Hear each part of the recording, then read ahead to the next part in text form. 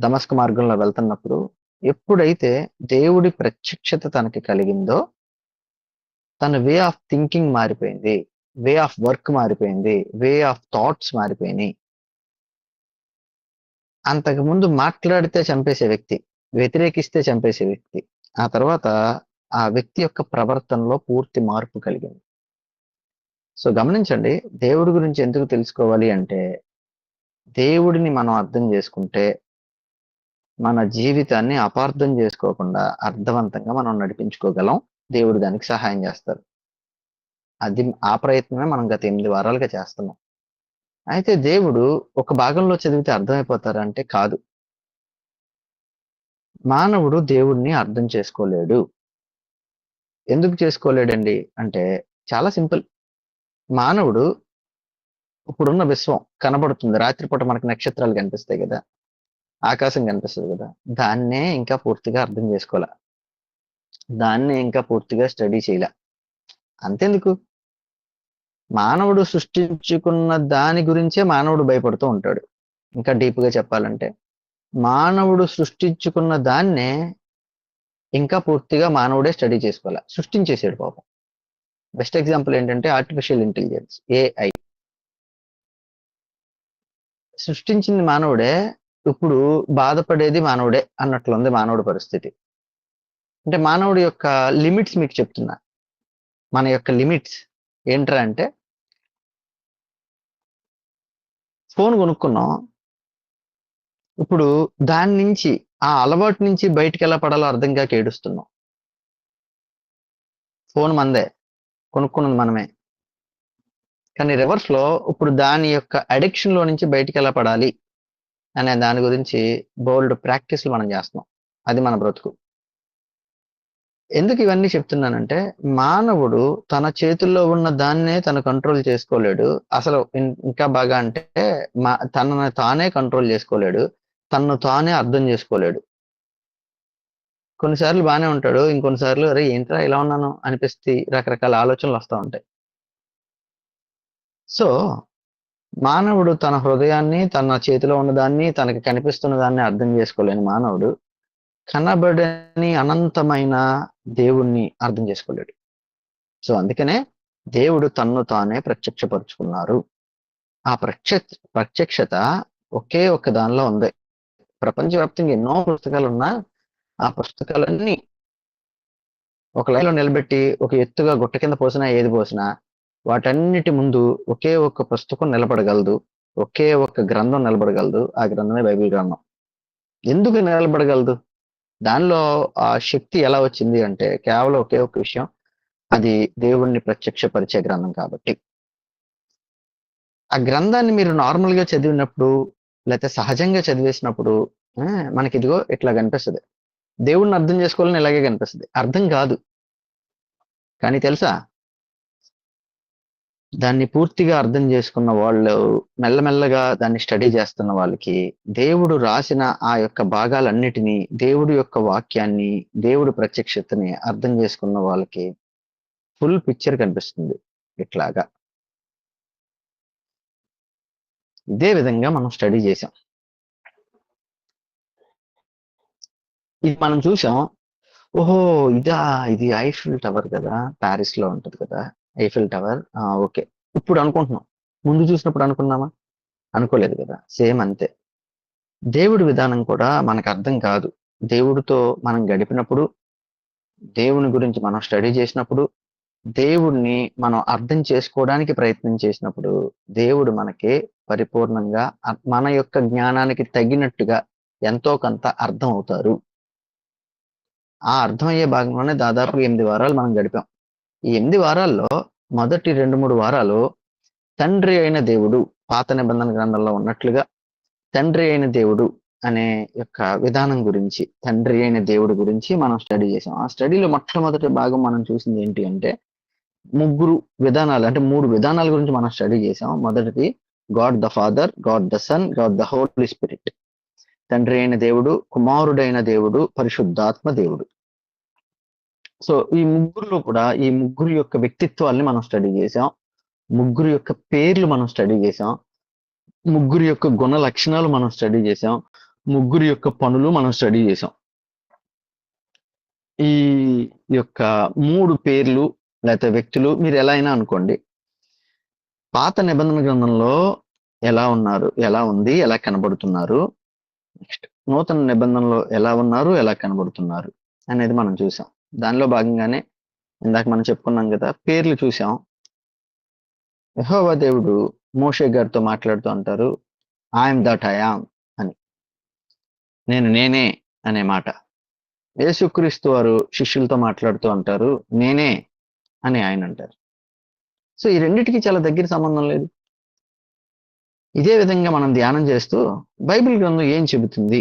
ఇప్పుడు మనం main topic లోకి వచ్చేద్దాం. ఈ రోజు దానికి సమయం సరిపోదు కాబట్టి.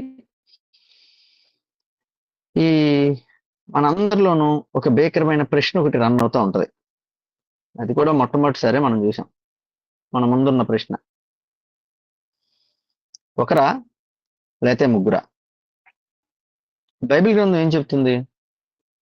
ఒకవేళ మనం చూస్తే ద్వితీయోపదేశకాండం 6:4 చూసినా తీయక్కర్లేదు, మామూలు చెప్తున్నాను. 1 రోజులు 8వ అధ్యాయం 60వ వచనంలో చూసిన, 1 తిమోతి 2:5 చూసిన, కొత్త నిబంధన అయినా పాత నిబంధన అయినా కనిపించేది ఏంటి అంటే దేవుడు ఒక్కడే అని. కానీ బైబిల్ గ్రంథాన్ని మనం స్టడీ చేస్తున్నప్పుడు, పూర్తిగా చూస్తున్నప్పుడు ఒక్కోసారి అలా కనబడదు.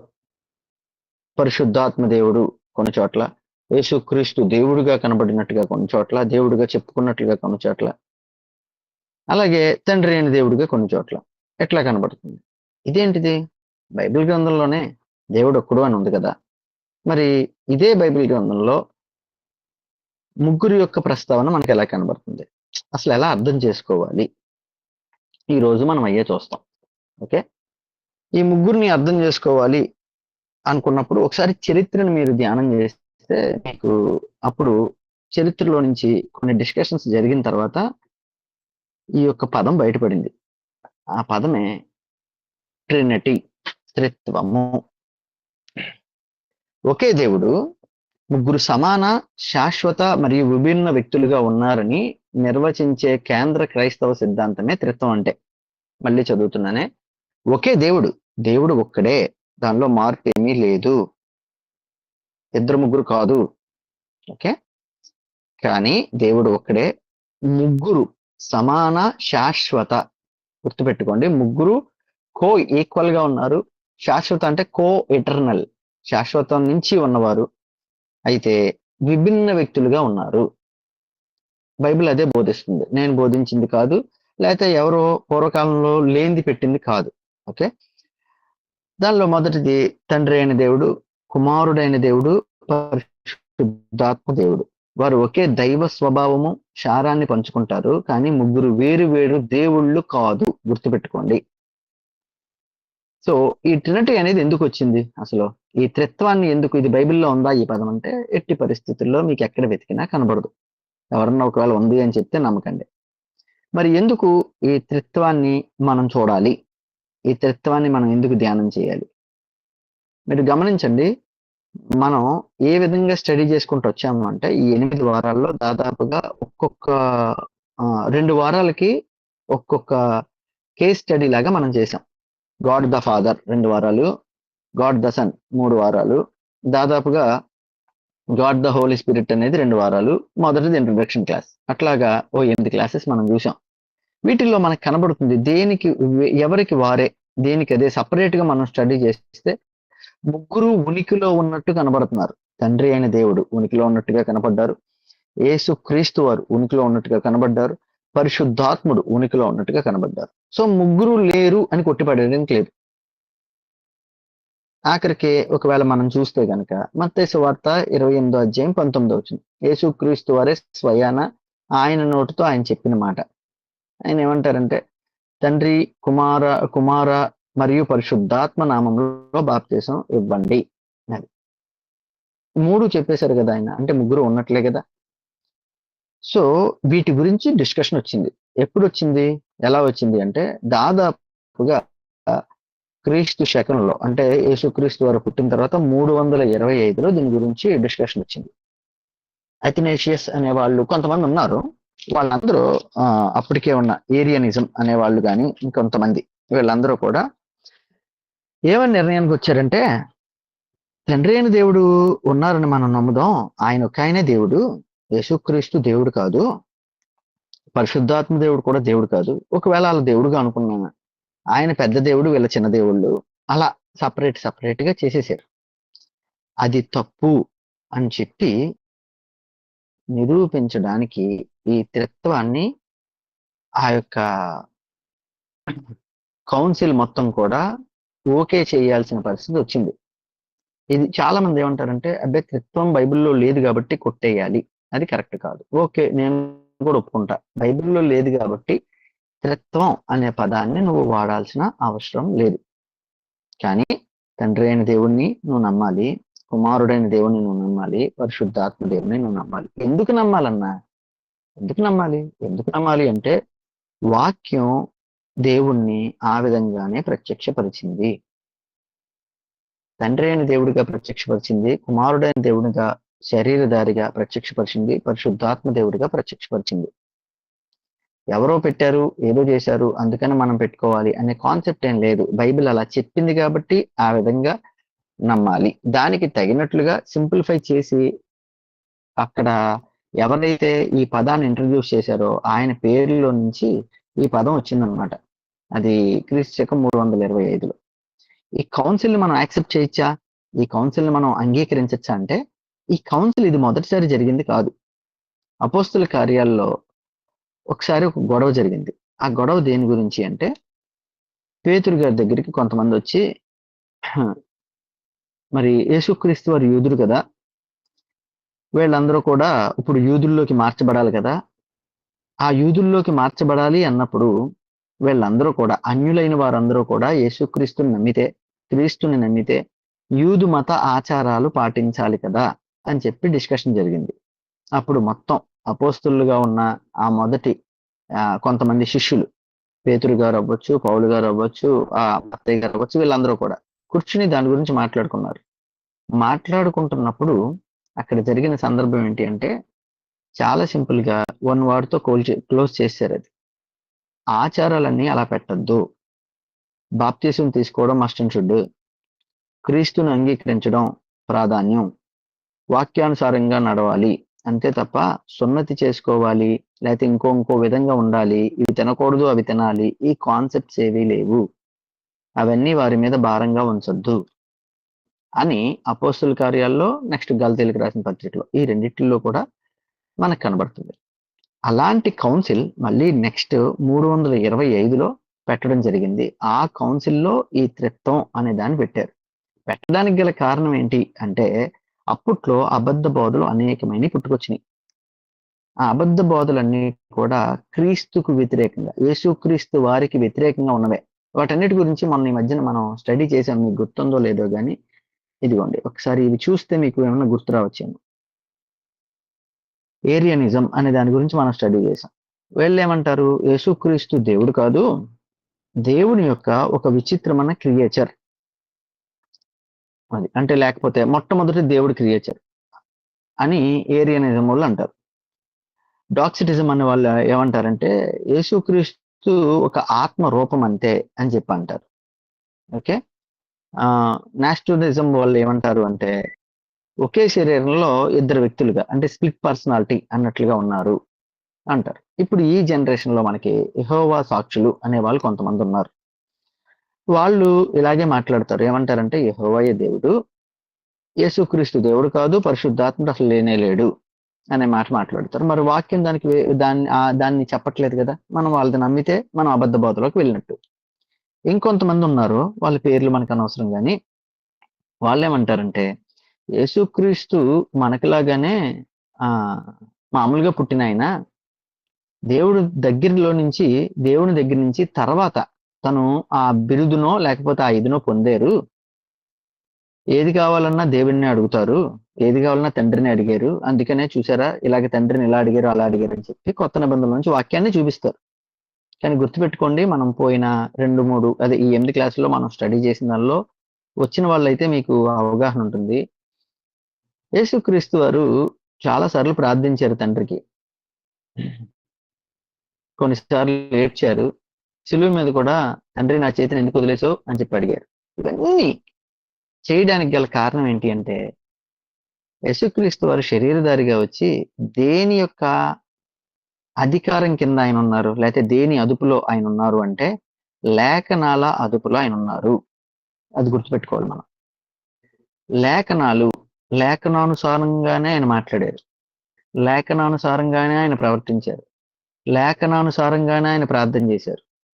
లేఖనానుసారంగానే ఆయన బాప్తీసం తీసుకున్నారు. ప్రతిదీ లేఖనాలకు తగినట్టుగానే నడిచారు. అందుకనే ఆయన ఆ పనులన్నీ చేశారు. తెలీదు అని చెప్పడానికి కూడా కారణం లేఖనాలే.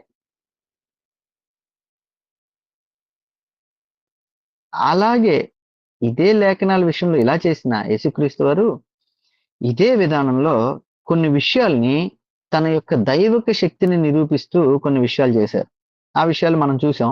అదేంటి అంటే సముద్రాన్ని ఆయన అదుపు చేయడం అవ్వచ్చు. చనిపోయిన వారిని తిరిగి లేపడం అవ్వచ్చు. అలాగే ఆహారాన్ని మల్టిపుల్ గా చేయడం అవ్వచ్చు. జరగబోయే విషయాల గురించి మాట్లాడడం అవ్వచ్చు. అంటే అంత్యకాలం ఎలా ఉంటుంది, పరలోకం ఎలా ఉంటుంది, ఈ విషయాలన్నీ చెప్పడం అవ్వచ్చు. ఇవన్నీ కూడా యేసుక్రీస్తు వారి దైవత్వాన్ని చూపిస్తే, యేసుక్రీస్తు వారి మానవత్వాన్ని చూపించిన సంఘటనలు కొన్ని ఉన్నాయి. ఆయన బాధపడటం, ఆయన ఏడవటం, ఆయన దుఃఖించడం, ఆయన ఆకలి కొని ఉండటం, ఆయన దాహం కలిగి ఉండటం, ఇవన్నీ. సో ఇవన్నీ మనకేం చెప్తున్నాయి అంటే ఆయన శరీరధారిగా ఆయనకు ఆయనే తన యొక్క ఉన్నతమైన లేకపోతే అనంతమైన ఆయన విధానాన్నంతా మన కోసం, మానవుల యొక్క రక్షణ కోసం ఆయన పూర్తిగా తన్ను తాను కుచించుకుని, లేకపోతే తన్ను తాను అంటే మన భాషలో మాట్లాడితే తగ్గించుకుని అంటాం. తగ్గించుకునేది చాలా చిన్న పదం. ఆయనకు ఆయనే కుచించుకుని నీ కోసం, నా కోసం, మన కోసం, మానవ జాతి కోసం, మానవ స్వారూప్యంలో శరీరధారిగా వచ్చారు. ఆయన అలా వచ్చారు కదా అని చెప్పి ఆయన లేరు అనడానికి లేదు. అందుకే యేసుక్రీస్తు వారి మాటల్లో మనం కొన్ని చూసాం. ఏమంటారంటే ఆయన, నేను అబ్రహాంని చూశానయ్యా అంటారు. దానికే రాళ్ళు పట్టుకుని కొట్టడానికి అక్కడ ఉన్న పరిచయులు, శాస్త్రులు వీళ్ళందరూ ముందుకెళ్ళారు. నేను ఎప్పటి నుంచో ఉన్నానయ్యా, ఈ మాట్లాడినందుకే ఆయన్ని హింసించడం ప్రారంభించారు. సో ఆఖరికి మోషే గారి యొక్క ధర్మశాస్త్రాన్ని కూడా అది తప్పు అని చెప్పేంత ధైర్యంగా, లేకపోతే దానిలో ఈ తప్పులు ఉన్నాయి, ఇది మీ యొక్క వెసులుబాటు కోసం ఆయన ఇచ్చాడు అన్నట్లుగా దాన్ని కొట్టివేసినట్టుగా, ఖండించినట్టుగా మాట్లాడిన సందర్భాలు ఉన్నాయి. కాబట్టి ఆయన్ని చంపడానికి, ఆయన్ని వ్యతిరేకించడానికి చూశారు. ఫైనల్ గా నువ్వు దైవ దోషం చేశావు అన్నారు. నువ్వు దేవుడికి సమానంగా నిన్ను నువ్వు చెప్పుకుంటున్నావు అన్నారు. సో ఈ గొడవలన్నీ ఇలా రకరకాలు జరిగిన తర్వాత ఈ మనకి అబద్ధ బోధలు అనేది ఎప్పటి నుంచో ఉన్నాయి. ఆ విధంగానే ఏరియనిజం ఇలాంటివన్నీ కూడా వచ్చినాయి. వాటన్నిటిని ఖండించడానికి 325లో ఈ త్రిత్వం అనే పదాన్ని ఇంట్రడ్యూస్ చేశారు. ఓకే, సో ఇప్పుడు మనం ఏం చూద్దాం అంటే ఈ ముగ్గురు ఏం చేశారు. దేవుడు ఒక్కడే అంటున్నాం, కానీ బైబిల్ గ్రంథం ముగ్గురుగా మనకి తెలియపరుస్తుంది. ఆ ముగ్గురు ఒకళ్ళా కాదా, ఏ విధంగా జరిగింది అనేది మనం చూసే ముందు వారు చేసిన పనులేంటి, ఆ పనుల్లో నుంచి మనకి తెలిసే విషయం ఏంటి అది మనం చూద్దాం. దానిలో ఒకసారి మీరు చూస్తే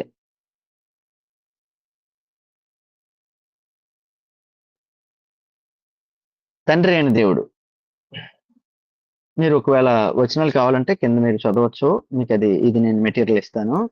తండ్రి అయిన దేవుడు సృష్టి అంతటిని సృష్టించినట్టుగా మనం చూస్తాం. గుర్తుపెట్టుకోండి, సృష్టి అంతటిని సృష్టించినప్పుడు తండ్రి ఉన్నాడు, తర్వాత లేరు అనుకోవడానికి లేదు. అవసరం ఉంటే మీరు ఆదికాండం 1వ అధ్యాయం 1వ వచనం మనం చదివితే అక్కడ మనకి కనిపిస్తారు. ఈ క్లాస్ లోనే ముందుకు వెళ్తే మీకు తెలిసిపోతుంది. తండ్రి అయిన దేవుడు సృష్టి అంతటిని సృష్టించారు. క్రియేటర్ ఆఫ్ ఆల్ థింగ్స్, ప్రతిదానికి. ఓకే, మరి కుమారుడైన దేవుడు చేసిన పని ఏంటి? కుమారుడైన దేవుడు ఈ సృష్టి అంతటికి, పాపంలో కూరుకుపోయిన, పాపం చేత శపించబడిన ఈ యొక్క సృష్టి అంతటికి, సృష్టిలో ఉన్న మనుషులందరికీ ఆయన రక్షకుడుగా ఉన్నారు. ఈయన సృష్టికర్తగా ఉన్నారు. ఆయన సృష్టికి రక్షకుడుగా ఆయన ఉన్నారు. ఓకే. మరి పరిశుద్ధాత్మ దేవుడి విషయానికి వస్తే ఆ సృష్టిలో ఉన్న మానవుల్లో ఆయన నివసించడానికి ఇన్వెల్లింగ్ ఆల్ బిలీవర్స్ అంటే మనలో నివసించడానికి ఆయన ఉన్నారు. ముగ్గురు మూడు వేరు వేరు పనులు మనకు కనిపిస్తున్నాయి. దాని తర్వాత మనం రెండో చూస్తే తండ్రి అయిన దేవుడు ఆయన యొక్క నిత్యత్వాన్ని మనం చూస్తాం. ఆయన యొక్క సార్వభౌమ అధికారాన్ని మనం చూస్తాం. సేమ్ ఇవన్నీ కూడా కుమారుడైన దేవుళ్ళలో కూడా మనకు కనిపిస్తాయి. ఓకే. అయితే కుమారుడైన దేవుళ్ళలో మనం ప్రత్యేకంగా చూసేది ఏంటి అంటే శరీరధారిగా లేకపోతే దేవుడే మానవ స్వారూప్యంలో దేవుడే మాంస విధానంలోకి మాంసము ధరించి ఈ లోకానికి రావడం మనం చూస్తాం. మరి పరిశుద్ధాత్మ దేవుళ్ళు ఏం చూస్తాం? ఆ వచ్చిన యేసుక్రీస్తుని ఒప్పింపచేసి మనల్ని క్రీస్తు వైపు నడిపించేదిగా పరిశుద్ధాత్మ దేవుణ్ణి మనం చూస్తాం. తండ్రి అయిన దేవుని విషయంలో మనం చూస్తే కుమారుణ్ణి పంపించడం మనం చూస్తాం. తండ్రి అయిన దేవుడు కుమారుడైన యేసుక్రీస్తు వారిని పంపించిన విధానం మనం చూస్తాం. మరి కుమారుడైన దేవుళ్ళలో మనం ఏం చూస్తాం అంటే పంపిస్తే అబ్బెబ్బే నేను వెళ్ళను, నా వల్ల కాదు అన్నట్లుగా కాదు. పూర్తిగా తనను తాను అంగీకారంతో ఒప్పుకుని ఈ లోకానికి వచ్చి ఎంతగా అంటే తండ్రిని సహితం విడిచిపెట్టే కొంత సమయాన్ని కూడా ఆయన యాక్సెప్ట్ చేసి తనకున్న అధికారాన్ని సింహాసనాన్ని అన్నిటినీ విడిచిపెట్టుకుని పరలోకంలో నుంచి ఈ లోకానికి వచ్చినట్లుగా మనం చూస్తాం. మరి పరిశుద్ధాత్మ దేవుడి విషయంలో మనం ఏం చూస్తాం అంటే మనకి బోధించి యేసుక్రీస్తు వైపు నడిపించే విధానం మనం చూస్తాం. బోధించడానికి మనకి శక్తి లేకపోయినా ఆయనే మనలో ఉండి మనలో నివాసం చేస్తూ ఆయన మనల్ని బలపరుస్తూ బోధించడానికి లేకపోతే నేర్పడానికి లేకపోతే మనల్ని ముద్రించడానికి అన్నిటికీ కూడా పరిశుద్ధాత్మ దేవుడి పని మనం చూస్తాం. ఇక్కడ మనం ఏం చూస్తున్నామంటే ముగ్గురు ఉన్న విధానం అలాగే వారి పనులు మన జీవితంలో ఏమేం జరిగింది అనేది మనం చూస్తున్నాం. ఓకే. ఇది మనకు అర్థమైతే అప్పుడు నీ జీవితంలో దేవుని యొక్క కార్యాలు ఏంటో నీకు అర్థమవుతాయి. అందుకనే ఇదంతా ఈ విధంగా ఇంకా ఉన్నాయి, ఒకసారి చూద్దాం. సో ఇవన్నీ మనకి చూసిన తర్వాత అసలు ప్రాముఖ్యంగా మనం చూడాల్సిన అతి ప్రాముఖ్యమైనది ఏంటి అంటే వారు చేసిన పనుల్లో కలిసి ఉన్న సంఘటనలు ఏమన్నా ఉన్నాయా? వారు చేసిన పనుల్లో కలిసి ఉన్న సంఘటనలు ఏమన్నా ఉన్నాయా? ఒకసారి కొన్ని సంఘటనలు మీకు జ్ఞాపకం చేస్తాను, మీరు అది అవకాశం ఉంటే చదవచ్చు. ఆదికాండం 1వ అధ్యాయం 1వ వచనం, యోహాను సువార్త 1వ అధ్యాయం 1వ వచనం. ఈ రెండింటిని మీరు పక్కపక్కన పెట్టి స్టడీ చేస్తే మీకు కనిపిస్తుంది. ఆదియందు దేవుడు భూమి ఆకాశమును సృజించెను. భూమి నిరాకారముగాను శూన్యముగాను ఉండెను. చీకటి అగాధ జలములపైన కమ్మి ఉండెను. దేవుని ఆత్మ జలములపై అల్లాడుచుండెను. ఇక్కడ మనం చూస్తే ఆదియందు దేవుడు భూమి ఆకాశమును సృజించెను. ఇక్కడ దేవుడు మనకి కనిపిస్తున్నారు. ఆ కింద భాగాన్ని చూస్తే దేవుని ఆత్మ, గమనించండి, మీరు లాస్ట్ టూ క్లాసెస్కి వస్తే కనుక పరిశుద్ధాత్ముడికి ఉన్న పేరులో ఒక పేరు దేవుని ఆత్మ అని గుర్తుపెట్టుకోండి. సో ఇక్కడ మనకు కనబడుతుంది సృష్టి ఆరంభంలోనే పరిశుద్ధాత్మ దేవుని అంటే దేవుని యొక్క ఆత్మ జలములపై అల్లాడటం మనకు కనిపిస్తుంది. ఇక్కడ దేవుడు కనిపిస్తున్నారు, దేవుని ఆత్మ కనిపిస్తుంది. ఇప్పుడు యోహాను సువార్త 1వ అధ్యాయంలోకి మనం వెళ్తే అక్కడేం కనిపిస్తుంది? మనందరికీ తెలుసు ఆ భాగం. ఆదియందు వాక్యం ఉండెను, వాక్యము దేవుని యొద్ద ఉండెను, వాక్యము దేవుడై ఉండెను. ఆయన ఆదియందు దేవుని యొద్ద ఉండెను, సమస్తమును ఆయన మూలముగా కలిగింది.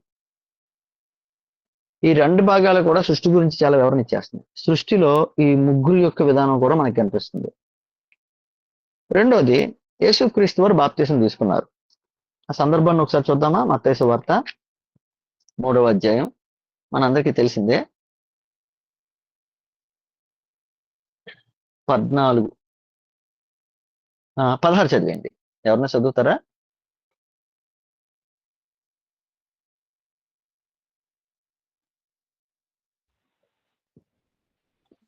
యేసు బాప్తిస్మం పొందిన వెంటనే నీళ్ల నుండి ఒడ్డుకు వచ్చెను. ఇదిగో ఆకాశము తెరవబడెను, దేవుని ఆత్మ పావురము వలె దిగి తన మీదకు వచ్చుట చూచెను. తర్వాతమ్మా మరియు ఇదిగో ఈయనే నా ప్రియ కుమారుడు, ఈయన యందు నేను ఆనందించుచున్నానని ఒక శబ్దం ఆకాశము నుండి వచ్చెను. చాలండి. ఇక్కడ ముగ్గురు మనకి కనబడుతున్నారు అనడానికి ఏమాత్రం సంకోచం లేదు, ఏమాత్రం డౌట్ లేదు. కారణం ఏంటంటే యేసుక్రీస్తు వారు బాప్తీసం తీసుకుంటున్నారు. దేవుని ఆత్మ మనం ఆల్రెడీ స్టడీ చేసాం, అందుకనే మళ్ళీ అది గుర్తు చేయాల్సిన అవసరం లేదనుకుంటా. బాప్తీసం తీసుకుంటుంది యేసుక్రీస్తు వారు. దేవుని ఆత్మ పావురం వలె దిగి అతని మీదకి వచ్చుట చూచాను. నేల మీద లేకపోతే నీటిలో బాప్తీసం తీసుకుంటూ బయటకు వస్తున్న యేసుక్రీస్తు వారు మధ్యలో ఆకాశానికి భూమికి మధ్యలో దేవుని ఆత్మ రూపంలో పావురం, పరిశుద్ధాత్మ రూపంలో పావురం, చివరిగా స్వరం రూపంలో మరియు ఇదిగో ఈయనే నా ప్రియ కుమారుడు, ఈయనందు నేను ఆనందించుచున్నాను అని ఒక శబ్దము ఆకాశం నుండి వచ్చింది. తండ్రి అయిన దేవుని స్వరం. ఇది బాప్తీసం విషయంలో. మరి సిలువ మరణం విషయంలో మనకి కనిపిస్తుందా అంటే డెఫినెట్లీ కనిపిస్తుంది. ఎక్కడ కనిపిస్తుంది అంటే, తండ్రి నా చేతిని ఎందుకు వదిలేసావు నువ్వు అనే సందర్భం మనకు కనిపిస్తుంది, చాలా క్లియర్ గా కనిపిస్తుంది. సో ఈ 3 సందర్భాలే కాకుండా ఇంకా కొన్ని విషయాలు మనం చూస్తే, ఇంకా ఇన్ డెప్త్ గా మనం చూస్తే మనకు చాలా క్లియర్ గా అర్థమవుతుంది. అది మనం చూద్దాం. ఆదికాండం 1వ అధ్యాయం 26 వచనం 27 వచనం ఎవరన్నా చదువుతారా?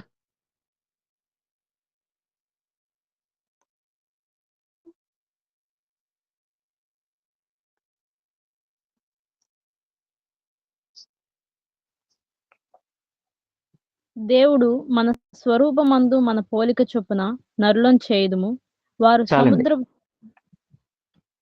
దేవుడు మన పోలిక చొప్పున. దేవుడు ఒక్కడే. మరి మనం అనే పదాన్ని ఎందుకు వాడారు అక్కడ? మన స్వరూపం, మన పోలిక. తర్వాత 11వ అధ్యాయం 7వ వచనం చదవండి. ఆదికాండం 11వ అధ్యాయం 7వ వచనం.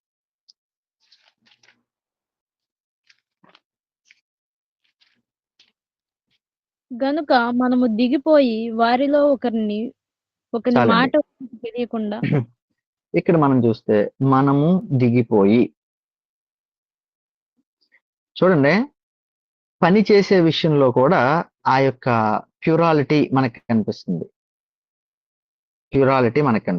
ఒకసారి ఇదే 11:7 నేను చదువుతున్నానే. గనుక మనం దిగిపోయి వారిలో ఒకని మాట ఒకనికి తెలియకుండా అక్కడ వారి భాషను తారుమారు చేయుదము రండని అనుకొనెను. చేయుదము, చేస్తాను కాదు. సింగులర్ అయితే ఆ మాట వస్తుంది. నేను చేసే పని అయితే ఆ మాట వస్తుంది. నేను ఒక్కడనే చేసేది అయితే ఆ మాట వస్తుంది. చేయుదము. అలాగే ఆదికాండం 1:22 చదివాము. దానిలో కూడా మీరు గమనిస్తే గనక నరులను చేయుదము. ఇంకొక భాగాన్ని కూడా మీరు చదువుతారా? యెషయా గ్రంథం 6వ అధ్యాయం 8వ వచనం.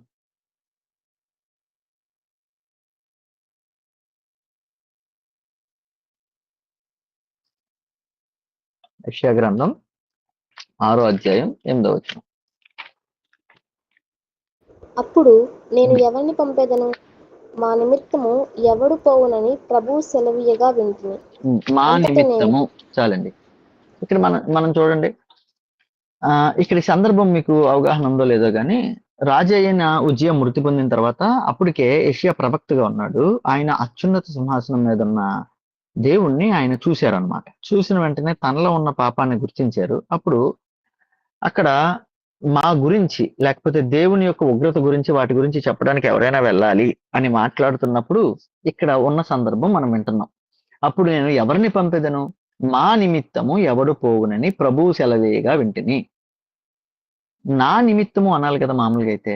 నా నిమిత్తము ఎవరు పోవాలి, ఒక్కరే అయితే నా నిమిత్తం ఎవరు పోవాలి, లేకపోతే నా నిమిత్తం ఎవరు వెళ్తారు అని. కానీ అక్కడ అలా కనిపించట్లా. మా నిమిత్తము అనే సందర్భం కనిపిస్తుంది. సో ఇది పాత నిబంధన గ్రంథాన్ని మనం అక్కడెక్కడ చూసాం. మనము, లేకపోతే మా, లేకపోతే చేయుదుము అనే ప్యూరల్, సింగులర్ కాదు, ప్యూరల్ వర్డ్ మనం చూసాం. ఇదే పరిస్థితి మనకి ఇంకెక్కడైనా కొత్త నిబంధనలో ఉందా అంటే మత్తయి సువార్త 28 అధ్యాయం 19 మీరు చూస్తే అక్కడ యేసుక్రీస్తు వారు ఇచ్చిన గొప్ప ఆదేశం, గ్రేట్ కమిషన్ మనకు కనబడుతుంది. అది ఆ ఒక్క సందర్భంలోనేనా అనుకుంటే, సంఘానికి ఆశీర్వాదం ఇచ్చే సందర్భంలో కూడా పౌలు గారు, పేతురు గారు, యోధా గారు, యోహాన్ గారు, గుర్తుపెట్టుకోండి, ఈ నలుగురు శిష్యులు లేదా అపోస్తులు కూడా, పేతురు గారు, నెక్స్ట్ పౌలు గారు, నెక్స్ట్ యోధా గారు, నెక్స్ట్ యోహాన్ గారు, ఈ నలుగురు కూడా ఈ ముగ్గురు యొక్క సందర్భాన్ని గురించి మాట్లాడారు. చూస్తే ఇంకా మీకు క్లారిటీ రావచ్చు. మొదటి పేతురు 1వ అధ్యాయం, మొదటి పేతురు 1వ అధ్యాయం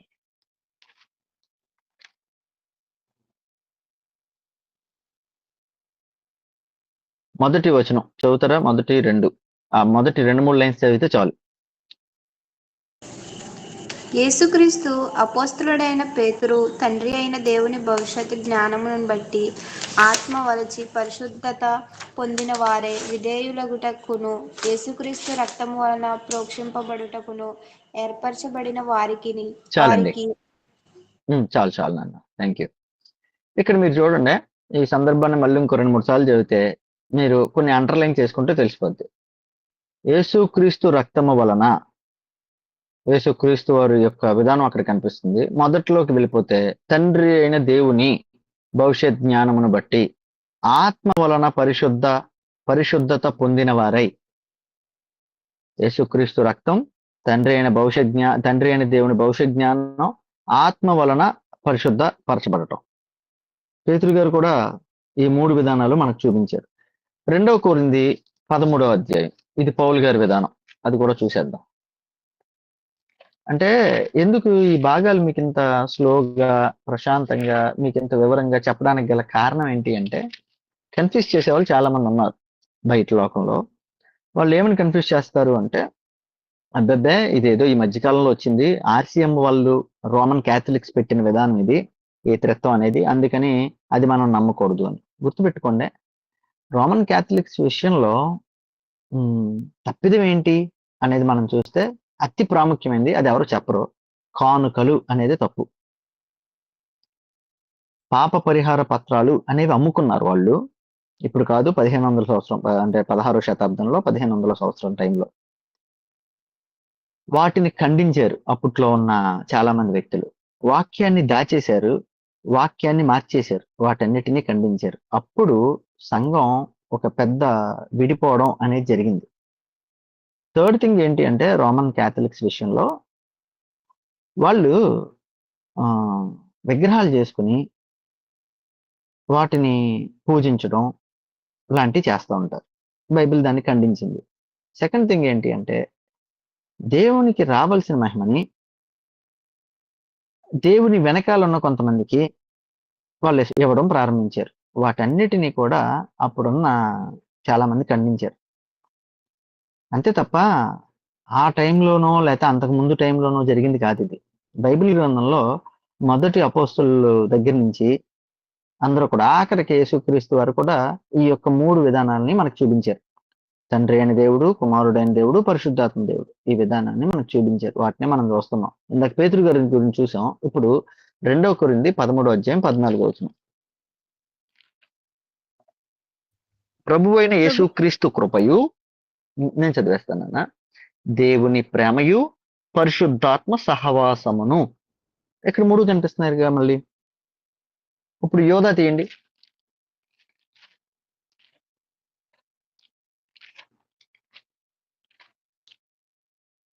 తీసారా?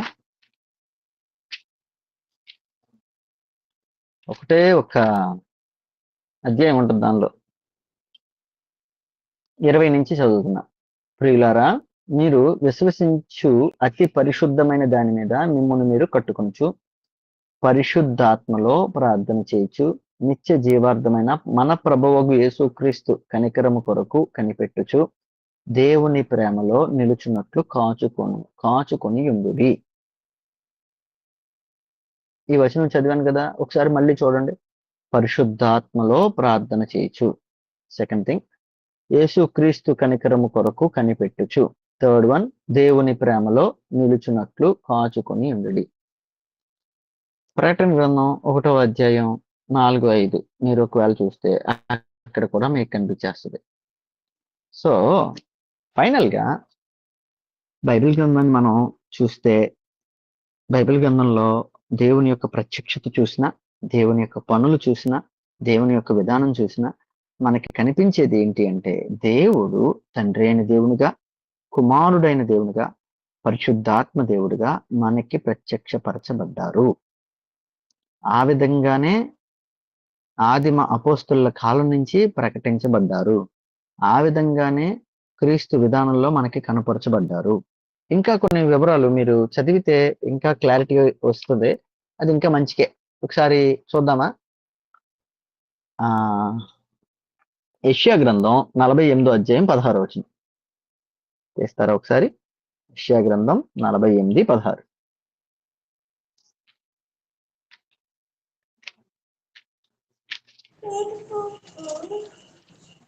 ఆది నుండి నేను రహస్యముగా మాట్లాడిన వాడను కాను, అది పుట్టిన కాలము మొదలుకొని నేను అక్కడనున్న వాడను.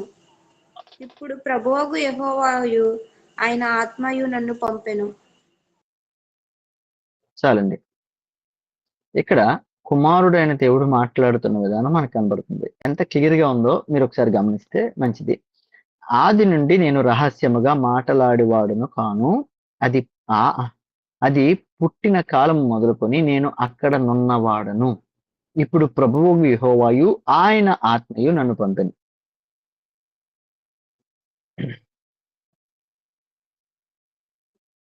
ఎంత క్లియర్ గా, ఎంత డీటెయిల్డ్ గా ఉంది. ఇంకా కొన్ని చూస్తే ఆ కింద భాగం ఒకసారి చదవండి.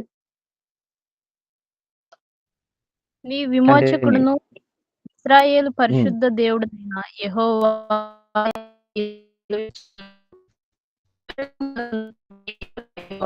యెహోవానగు నేనే నీకు ఉపదేశము చేయుదును. నీవు నడవవలసిన త్రోవను నిన్ను నడిపించుదును. నీవు నా ఆజ్ఞలను ఆలకింపవలెనని చాలండి. నేనెంతో కోరు. చాలు. ఇప్పుడు ఒక్కసారి నిర్గమకాండం మనం తీస్తే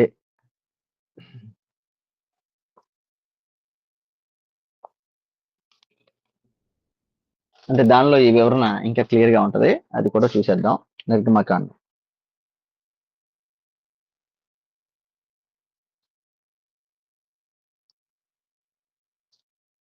23వ అధ్యాయం ఒకసారి ఓపెన్ చేయండి. 23 నిర్గమకాండం 23.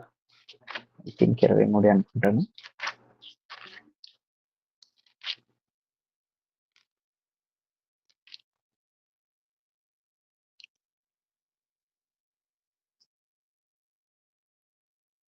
ఇరవయో వచనం దగ్గర నుంచి చదవండి. 23, 20 నుంచి. ఇదిగో త్రోవలో నిన్ను కాపాడి నేను సిద్ధపరిచిన చోటుకు నిన్ను రప్పించుటకు ఒక దూతను నీకు ముందుగా పంపుచున్నాను. ఆయన సన్నిధిని జాగ్రత్తగా నుండి ఆయన మాట వినవలెను. ఆయన కోపము రేపవద్దు. మీ అతిక్రమములను ఆయన పరిహరింపడు. నా నామము ఆయనకున్నది. అయితే నీవు ఆయన మాటను జాగ్రత్తగా విని నేను చెప్పినది యావత్తు చేసిన యెడల నేను నీ శత్రువులకు శత్రువును, నీ విరోధులకు విరోధినే యుందును. ఎట్లనగా చాలు. ఇక్కడ దాకా మీకు చాలా వివరంగా అర్థమైంది అనుకుంటాను. ఓకే, ఇప్పుడు మనం ఇంకొన్ని సందర్భాలు మనం చూస్తే ఇంకా బాగుంటుంది. కీర్తన 45వ కీర్తన 6-7 వచనాలు చదువుతారా?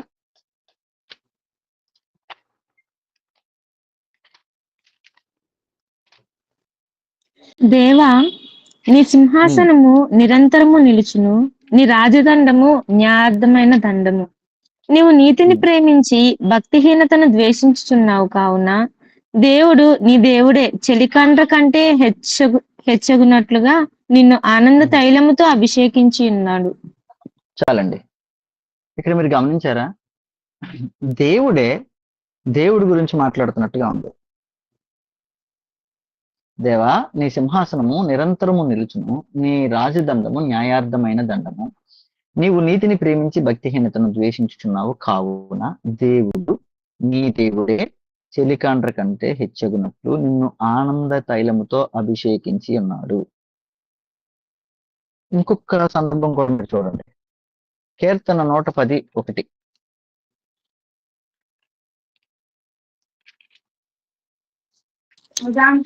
ప్రభువు నా ప్రభువుతో సెలవిచ్చిన వాక్కు, నేను నీ చాలండి. శత్రువులను ప్రభువు నా ప్రభువుతో. ఏంటి ఇద్దరు ప్రభువులు కనబడుతున్నారు మనకి? ఎందుకు ఇవన్నీ మీకు ఇలా చదివిస్తున్నాను అంటే, మీకు గమనించండి, అక్కడక్కడ మీకు ఇట్లాంటి భాగాలు కనిపిస్తూ ఉంటాయి. మనం ఏంటంటే నార్మల్ గా చదువుకుంటూ వెళ్ళిపోతాం. ఎవరో వస్తారు, ఏదో చెప్తారు, అవన్నీ నమ్మేసి అబ్బాయి దేవుడి గురించి నేను కరెక్ట్గా అర్థం చేసుకోలేదు అనుకుంటా తప్పుదారిలోకి వెళ్ళిపోవడానికి అవకాశం ఉంటుంది. వాళ్ళు ఎందుకు అలా చేస్తారు అనేది పక్కన పెట్టేస్తే, యేసుక్రీస్తు వారు ఆల్రెడీ చెప్పారు, వాక్యంలో కూడా ఆల్రెడీ ఉంది, బ్రహ్మపరుచు ఆత్మలో ఉంటాయి, మనం జాగ్రత్త పడాలి. దేవుణ్ణి నువ్వు అర్థం చేసుకోవాలనుకున్నప్పుడు దేవుడు ఎలా ఆయన బయలుపరుచుకున్నారో అలాగే నువ్వు అర్థం చేసుకోవాలి. అలా నాకు కుదరదండి అంటే కుదరదు. నేను ఫస్ట్ లో చెప్పాను, అదేంటంటే నీకు అర్థమయ్యే స్థాయిలోకి దేవుడు దిగిపోవాలి అనుకోవద్దు. దేవుడు అర్థమయ్యే స్థాయిలోకి నువ్వు వెళ్ళాలి. దేవుడు ఆయన ఎలా ఉన్నాడో అలా మనకి బయలుపరుచుకుంటారు తప్ప, మనం ఎలా ఉన్నావో ఆయన ఎలా ఉండాలి అని మనం అనుకోకూడదు. మనకి అర్థమయ్యేటట్టు ఉంటేనే దేవుడు, అర్థం కాకపోతే తప్పు అని మనం అనుకోకూడదు. ఈ త్రిత్వం గురించి ఒక సమస్య వచ్చినప్పుడు, లేకపోతే ఒక వివరణ ఇవ్వాల్సి వచ్చినప్పుడు, సెయింట్ ప్యాట్రిక్ అనే ఈయన ఒక పాస్టర్ గారు, లేకపోతే ఫాదర్ అన్నమాట. ఈయన ఐర్లాండ్ ప్రాంతంలో, మీకు ఐర్లాండ్ జెండా చూస్తే ఇదిగో ఇదే ఆకు కనిపిస్తుంది. మీరు ఈ ఆకును చూడండి డీప్ గా. మళ్ళీ మాట్లాడితే బాగోదు, ఆల్రెడీ నేను చెప్పాను. అదేంటిది? ఎవరన్నా వాయిస్తే చెప్పాలి.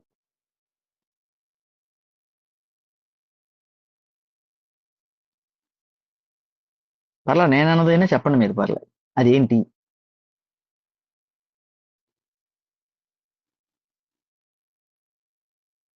వాయిస్ వినిపించట్లేదు నాకు. ఓకే, అందరూ దానికే ఓటేస్తారు కదా. గుడ్.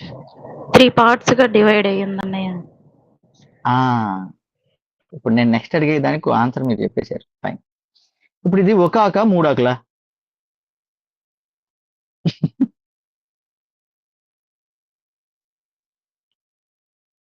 ఎవరో మాట్లాడట్లేదు. ఒకటే. ఓకే. సెయింట్ ప్యాట్రిక్ అనే ఆయన ఐర్లాండ్ లో ఒకసారి ఈ త్రిత్వం గురించి బోధించడానికి ప్రయత్నం చేశారంట. వాళ్ళు చాలా కన్ఫ్యూజ్ అయ్యారు. ఆ ప్రాంతంలో ఈ ఆకు దొరుకుతుంది, ఈ ఆకును చూపించారు. ఇప్పుడు నేను అబ్బాయి మాకు అర్థం కావట్లేదు, దేవుడు ఈ విధంగా అయితే మాకు అర్థం కావట్లేదు, ఇదేదో తప్పుగా అనిపిస్తుంది అది ఇదంటే, అప్పుడు ఆకును చూపించి ఇది ఒక ఆక, 3 ఆకులా అని అడిగారంట. 3 విధానాలుగా ఉన్న ఒకే ఆకు. దేవుడు కూడా అంతేనయ్యా, దేవుడు ఒక్కడే, కానీ 3 విధానాలుగా మనకి బయలుపరుచుకున్నారు. 3 విధానాలుగా ఆయన ఉన్నాడు. 3 విధానాలుగా అది మధ్యలో వచ్చింది కాదు, ప్రారంభం నుంచే ఆయన ఉన్న దేవుడు అని చెప్పి తెలియపరిచారు. మీకు ఎగ్జాంపుల్ గా బాగుంటుంది, త్రిత్వం గురించి అర్థం అవుతుంది అని చెప్పి నేను కూడా అదే తీసుకున్నా. ఒకసారి ఇప్పుడు ఇదేంటో చూడండి.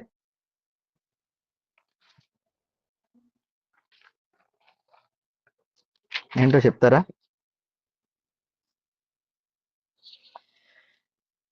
చూడ్డానికి అది మంట, ఫైర్.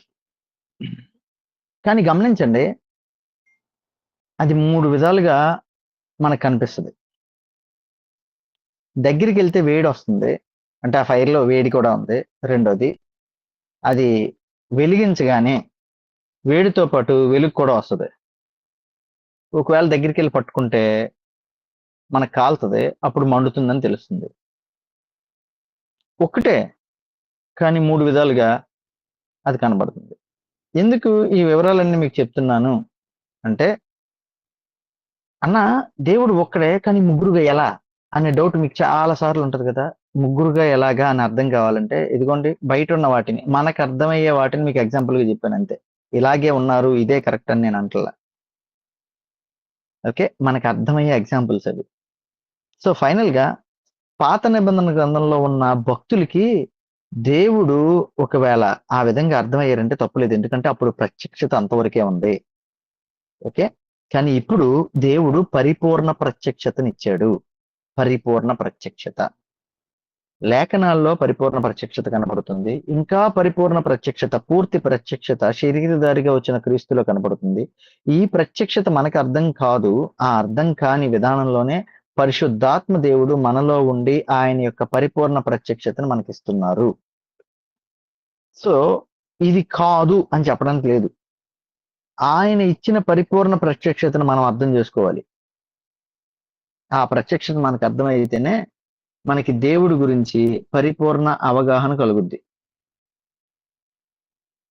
సో ఫైనల్ గా మనం గమనిస్తే దేవుడు సృష్టికర్తగా, తండ్రి అయిన దేవుడుగా ఈ సృష్టి చేసిన పొరపాటును సరిచేస్తూ తన యొక్క ప్రాణాన్ని సహితం అర్పించడానికి, తన రక్తం చేత మనందరినీ కడగడానికి కుమారుడైన దేవుడుగా, దేవుడు ఏదైతే ఆశపడ్డాడో, మనతో నివసించాలి అనే ఆశ కలిగి ఉన్నాడో, ఆ ఆశ నెరవేర్చడానికి పరిశుద్ధాత్మ దేవుడుగా మనతో నివసిస్తూ, మనతో ఉంటూ, మనతోనే సహవాసం చేస్తూ, మనని తన నివాసమైన నిత్య జీవానికి ఆయన తీసుకెళ్లాలని ఆశపడుతూ ఆయన ఈ లోకంలో మనుషులందరికీ ప్రత్యక్షమయ్యారు. సో దీనిలో తండ్రి అయిన దేవుడు పెద్ద ఆయన, కుమారుడైన దేవుడు కుమారుడైన బిరుదు ఉంది కాబట్టి, లేకపోతే పేరుంది కాబట్టి ఆయన చిన్న ఆయన, పరిశుద్ధాత్మ దేవుడు ఈయన వెళ్ళిన తర్వాత వచ్చాడు కాబట్టి ఇంకా చిన్న ఆయన అని కన్ఫ్యూజ్ అవ్వద్దు. మరి ఎలాగన్నా క్లారిటీ వచ్చేది అంటే ఒకే ఒక్క విధానంలో క్లారిటీ వస్తుంది. అదేంటి అంటే ముగ్గురు సమాన, శాశ్వత మరియు విభిన్న వ్యక్తులుగా ఉన్నారని మనం నమ్మటమే. తండ్రి అయిన దేవుడు, కుమారుడైన దేవుడు, పరిశుద్ధాత్మ దేవుడు ఒకే దైవిక స్వభావం, ఒకే గుణ లక్షణాలు, ఒకే సారము, ఒకే తత్వము, ఒకే విధానము ఉన్న ఏకమయున్న ఏక దేవుడు. వీళ్ళు ఈక్వల్ అంటే ముగ్గురు కూడా సమాన విధానం కలిగిన వారు. ఏ ఒక్కరు తక్కువ కాదు, ఏ ఒక్కరు ఎక్కువ కాదు. ముగ్గురు కూడా సమానమైన దైవత్వాన్ని, సమానమైన గుణాల్ని, సమానమైన లక్షణాల్ని కలిగి ఉన్నారు. Second thing, eternal. ఎప్పుడో మధ్యలో వచ్చిన వారు కాదు, ఒక ఆయన తర్వాత ఒక ఆయన వచ్చిన వాళ్ళు కాదు. ప్రారంభం నుంచి, ప్రారంభం అనేది లేదు అసలు దేవునికి, అట్లాంటి అనంతం నుంచి అనంతం వరకు. అందుకే ఆల్ఫా ఒమేగా ప్రకటన గ్రంథంలో మనం చూస్తాం. ఆది ఆయనే, అంతం కూడా ఆయనే. అప్పుడు ఉన్న ఆయన ఆయనే, ఇప్పుడు కూడా చివరి వరకు కూడా ఉండే ఆయన ఆయనే. So third thing, existence. అంటే ఎవరో తయారు చేస్తే ఆయన దేవుడు ఎవరో తయారు చేయలే. ఆ విధంగానే ఉనికిలో ఉన్న దేవుణ్ణి మనం ఆరాధిస్తున్నాం. యోహాను సువార్త 6వ అధ్యాయం 27 వచనం ఒకసారి చదివి మనం ఈ రోజు సెషన్ ని క్లోజ్ చేద్దాం. యోహాను సువార్త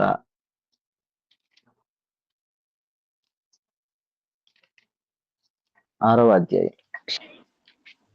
క్షయమైన ఆహారము కొరకు కష్టపడుకుడి గాని నిత్య జీవము కలుగజేయు అక్షయమైన ఆహారము కొరకే కష్టపడుడి. మనుష్య కుమారుడు దానిని మీకిచ్చును. ఇందుకై తండ్రి అయిన దేవుడు ఆయనకు ముద్ర వేసి ఉన్నాడని చెప్పాను. చదవండి.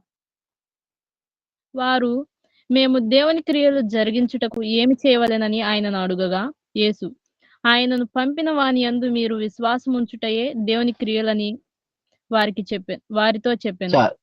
చాలమ్మా, చాలు నాన్న, థ్యాంక్ యూ. ఎంత క్లియర్ కట్ గా ఒకళ్ళు అడిగిన ప్రశ్న ఇక్కడ మనం చూస్తున్నాం. మేము దేవుని క్రియలు జరిగించుటకు ఏమి చెయ్యవలెను? దేవుని పని చేయటానికి, దేవుని క్రియ జరిగించడానికి మేమేం చెయ్యాలి అడుగగా, ఆయన పంపిన వాని యందు, ఈ మాటలు ఎవరు చెప్పారు? యేసుక్రీస్తు వారే చెప్పారు. ఆయన పంపిన వాని యందు మీరు విశ్వాసం ఉంచుటే దేవుని క్రియ అని వారితో చెప్పాను. ఎంత క్లియర్ కట్ గా ఉందో చూడండి. యేసు క్రీస్తుని మనం నమ్మటమే దేవుని క్రియ. యేసు క్రీస్తుని మనం విశ్వసించడమే దేవుని క్రియ. యేసు క్రీస్తుని యేసు క్రీస్తుని విశ్వసించడం, యేసు క్రీస్తుని నమ్మడం ద్వారా పరిశుద్ధాత్మ దేవుడు నీలో నీ యొక్క పాపాన్ని ఒప్పింపజేస్తారు. పరిశుద్ధాత్మ దేవుడు నువ్వు ఆహ్వానిస్తున్నట్టు. పరిశుద్ధాత్మ దేవుడు ఎప్పుడైతే నీలో ఉన్న పాపాన్ని ఒప్పింపచేశారో నువ్వు అప్పుడు దేవుణ్ణి అంగీకరిస్తావు, దేవుణ్ణి ప్రార్థించడానికి నిర్ణయించుకుంటావు. నీలో ఉన్న పాపాన్ని తొలగించేది పరిశుద్ధాత్మ దేవుడు. ఆ పాపాన్ని తొలగించడానికి కార్యం చేసింది యేసుక్రీస్తు వారు. ఈ రెండు జరిగిన తర్వాత ఈ రెండు ఒక బ్రిడ్జిగా ఏర్పడి దేవుని దగ్గరికి నిన్ను నడిపించడానికి, నీ ప్రార్థన దేవుడు ఆలకించడానికి, నీ యొక్క పరిస్థితులన్నిటినీ దేవుడు తన యొక్క ఆలోచన చొప్పున నీకు తెలియపరచడానికి ఒక బ్రిడ్జిగా ఏర్పడటమే ఈ యొక్క త్రిత్వం యొక్క అంతర్భాగం, లేకపోతే మర్మము.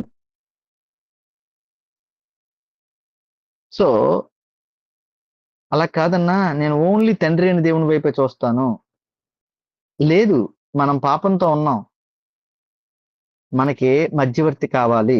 ఆ మధ్యవర్తే యేసుక్రీస్తు వారు. ఆ యేసుక్రీస్తు వారు చేసిన కార్యం మన జీవితంలోకి రావాలి అంటే మన యొక్క హృదయంలో నివసిస్తున్న పరిశుద్ధాత్మ దేవుడు ఏ విధంగా చెబుతున్నారో ఆ విధంగా ఎప్పటికప్పుడు మనం ఆయన దగ్గర అంగీకారం తెలిపి యేసుక్రీస్తు వారి వైపు నడిచి ఆయన దగ్గర నుంచి తండ్రి వద్దకి మార్గాన్ని మనం ఏర్పరచుకోవడమే మన జీవితంలో మనం చేయాల్సిన క్రియ. అదే ఇక్కడ మనకు కనబడుతుంది. అందుకే ఇది చదివించాను ఫైనల్ గా. 28 మేము దేవుని క్రియలు జరిగించుటకు ఏమి చేయవాలని ఆయన అడుగుగా యేసు ఆయన పంపిన వాని యందు మీరు విశ్వాసం ఉంచుటయే దేవుని క్రియ అని వారితో చెప్పాను. మన విశ్వాసం దేని మీద ఉండాలి, దేని మీద బేస్ అయి ఉండాలి అంటే కేవలం క్రీస్తు మీద మాత్రమే. అందుకని ఈ సబ్జెక్ట్ మీరు గమనిస్తే మొట్టమొదటిగా క్రిస్టాలజీ. ఎందుకు క్రీస్తు మీద? ఈ ప్రశ్నతో మనం ముగిద్దాం. ఎందుకు క్రీస్తే? ఎందుకు క్రీస్తే అంటే దేవుడు ఆత్మే ఉన్నారు. ఆ ఆత్మే దేవుని యొక్క శరీరధారిగా, అంటే దేవుని ఆత్మే శరీరధారిగా క్రీస్తు స్వారూప్యంలో ఈ లోకానికి వచ్చారు. దేవుడు అనంతుడు, క్రీస్తు మానవ స్వారూప్యంలోకి వచ్చారు, పరిమితమైన దానిలోకి. దేవుడు పరిశుద్ధుడు, మనుషుడు పాపంతో ఉన్నాడు. ఈ రెండిటికి మధ్యలో ఒకవైపు దేవుణ్ణి, మరొక వైపు మనుషుని ఈక్వల్ గా పట్టుకుని ఇద్దరిని ఏకం చేయగలిగింది కేవలం దేవుడే శరీరధారిగా వచ్చిన యేసుక్రీస్తు వారి వల్ల మాత్రమే సాధ్యం అవుద్ది. అందుకే మన విశ్వాసం అంతా యేసుక్రీస్తు వారే, మనం చూడాల్సింది యేసుక్రీస్తు వారినే, మనం మాదిరికరం యేసుక్రీస్తు వారే, మనం నడవాల్సింది క్రీస్తుని స్వారూప్యంలోనే, జీవించాల్సింది క్రీస్తు స్వారూప్యంలోనే. వీటిలో ఏ ఒక్కటి మనం కాదు అనుకున్నా మనం అబద్ధ విధానంలోకి, తప్పుడు ఆరాధనలోకి మనం వెళ్ళినట్టే. ఏ ఒక్కటి కాదనుకున్నా.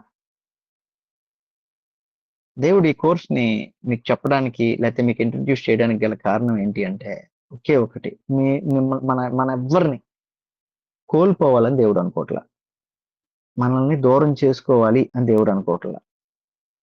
సంవత్సరాలు గడిచే కొద్దీ ఆయనకి దగ్గరగా నడవాలని దేవుడు ఆశపడుతున్నాడు. నువ్వు ఆయనకి దగ్గర అవ్వాలని, నీ జీవితంలో ఆయన క్రియలు ఏంటో లేకపోతే ఆయన ప్రణాళిక ఏంటో నీకు తెలియపరచాలని దేవుడు ఆశపడుతున్నాడు. ఆశపడుతున్నాడు కాబట్టే వీటన్నిటినీ నీకు తెలియపరుస్తూ నడిపిస్తున్నారు. ఇది జరిగిస్తుంది ఎవరు అంటే కేవలం పరిశుద్ధాత్మ దేవుడే. క్రీస్తు వైపు నిన్ను నడిపిస్తున్నాడు పరిశుద్ధాత్మ దేవుడు. ఆ క్రీస్తు వారు తండ్రి అయిన దేవుని వైపు నిన్ను నడిపిస్తారు.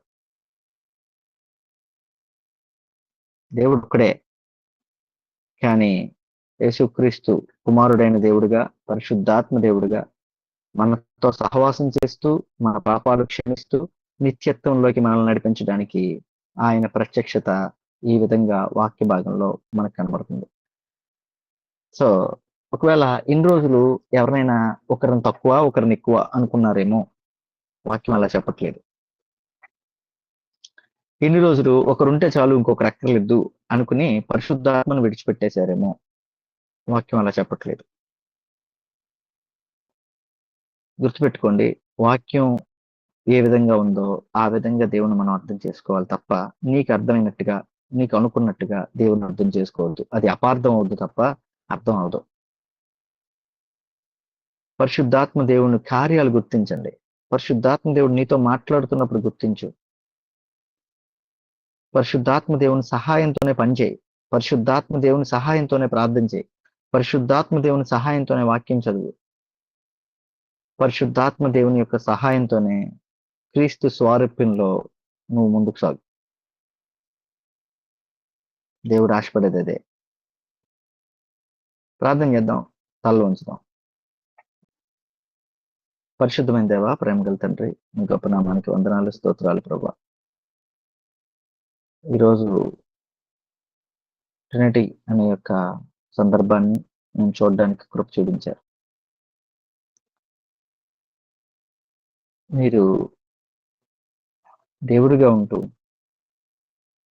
ఒక్కడే ఉన్న దేవుడిగా ఉంటూ ముగ్గురుగా మాకు ప్రత్యక్షపరచబడ్డారు.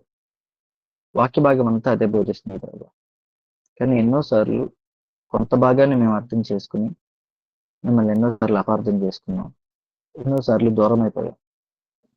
ఎన్నోసార్లు మీరు మాతో ఉండరు, మేము పాపం చేశాం కాబట్టి మాకు మీరు దూరం అయిపోయారు, మమ్మల్ని మీరు చూడరు అని రకరకాల తప్పుడు అభిప్రాయాలు మేము పెట్టేసుకున్నాం ప్రభు.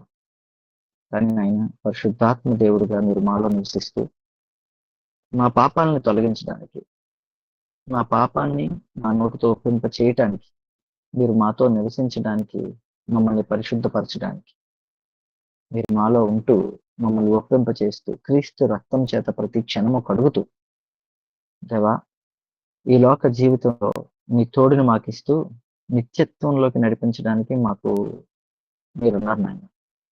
అది మేము అర్థం చేసుకోవడానికి కృప చూపించినందుకు వందనాలు. ఎన్నోసార్లు మనుషుల చేత సృష్టింపబడిన వాటిని నేను విశ్వసించో లేకపోతే నన్ను ఆ ప్రవర్తన ప్రవర్తించి ఎన్నోసార్లు మీకు దూరం అయిపోయాను ప్రభు. వాక్యానుసారంగా, వాక్యంలో ఉన్నట్లుగా మేము జీవించగలిగే భాగ్యాన్ని మాకు అనుగ్రహం చేయండి. మీరు ఎలా ఉన్నారో అలా మేము అర్థం చేసుకోవాలి ప్రభు. అంతే తప్ప మాకు ఎలా అర్థం అవుతారో అలాగే నేను నమ్ముతాను అనేది కాదు. దేవా, మీ యొక్క ప్రత్యక్షతను మాకు తెలియపరచినందుకుంటున్నాను. ఈ ప్రత్యక్షతను జ్ఞాపకం ఉంచుకుంటూ మీ అందు భయభక్తులు కలిగి మీ సువార్తను ప్రకటించే బిడ్డలుగా మమ్మల్ని మార్చండి. మీ వెలుగుని ప్రకాశింపచేసే వ్యక్తులుగా మమ్మల్ని మార్చండి. సత్యం కోసం నిలబడేవారిగా మమ్మల్ని మార్చండి. సత్యంలో జీవించేవారిగా మమ్మల్ని మార్చండి. మీ కృపచేత, మీ ఆత్మచేత మమ్మల్ని నింపి మీ శక్తితో, మీ బలంతో మమ్మల్ని వాడుకుంటారని పరిశుద్ధుడు నజరేయుడైన యేసుక్రీస్తు నామములో అడిగి వేడుకొంచున్నాం తండ్రి. ఆమేన్.